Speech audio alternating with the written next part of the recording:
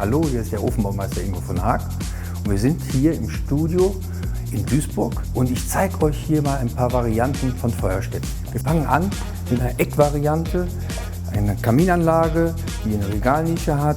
Die Regalvariante ist natürlich auch mit Licht möglich, wie wir es hier haben. Wir können den Einsatz hier einmal mit Holz befeuern, wir könnten aber auch wahlweise einen Gaskamin dort einbauen. Die Verkleidung ist aus Naturstein. Farbe kann man wählen, glatt geputzt, also sehr modern. Hier haben wir was ganz Tolles, einen sogenannten Raumteiler mit einem Durchgucker. Und das Schöne ist, ich habe also sehr viele Möglichkeiten der Verkleidung. Ich kann also auch hier streichmäßig was machen, also Farben kann ich wählen, verschiedene Arten, sollten allerdings Silikatfarben sein, da wir hier eben halt feuerberührte Teile haben. Die Sachen werden ja warm.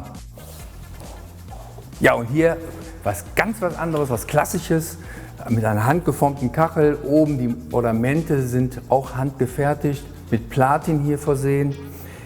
Gibt es auch in mehreren Ausführungen von der Größe her. Wir haben also hier einen Bella Rosa 3, schön mit einer klappbaren Türe. Dieser wird auch hier benutzt im Studio. Und hier haben wir einen Bella Rosa 2, wo die Ornamente in Gold gehalten sind. Natürlich dann eben dementsprechend auch die Einfassung der Türe in vergoldet. Ganz klassische Variante und sehr beliebt durch die Verarbeitung von den handgefertigten Kacheln.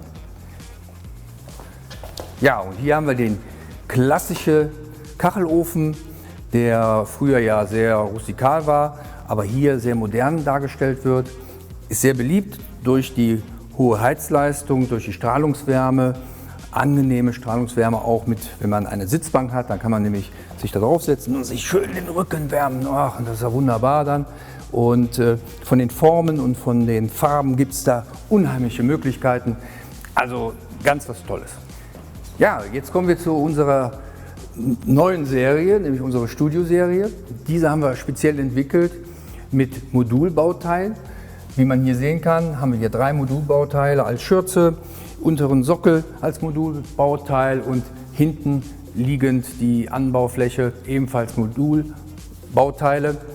Hat den Vorteil, man kann also relativ schnell so einen Kamin installieren und man kann sogar, selbst wenn man ein bisschen handwerkliches Geschick hat, den Kamin bauen. Und hier haben wir jetzt eine Eckvariante und wie ihr seht, wieder aus der Familie der Studioserie mit Eckmodulen als Regalnische, mit dementsprechend wieder Schürzenmodulen, unten Sockelmodul und dann verkleidet mit Naturstein.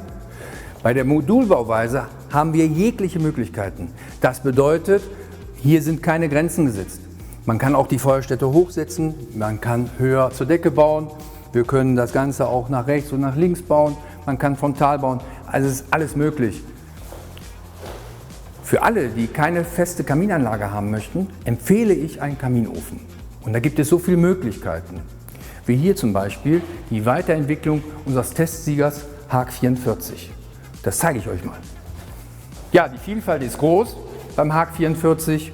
Sind natürlich mit unserem Eco-Plus-System ausgerüstet, haben eine sehr schöne Gusstüre und selbstverständlich unten zur Bedienung die Einhandregelung.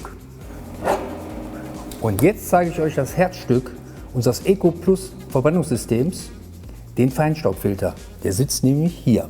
Jetzt haben wir viele schöne Geräte gesehen, hier bei uns im Studio. Ob festes Gerät, ob freistehende Geräte, moderne, klassische Geräte.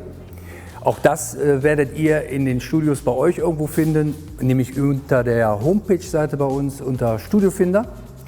Und dann wünsche ich euch bei der Suche viel Erfolg. Lasst euch schön beraten und bis dahin, euer Ofenbaumeister Ingo von Haag und tschüss.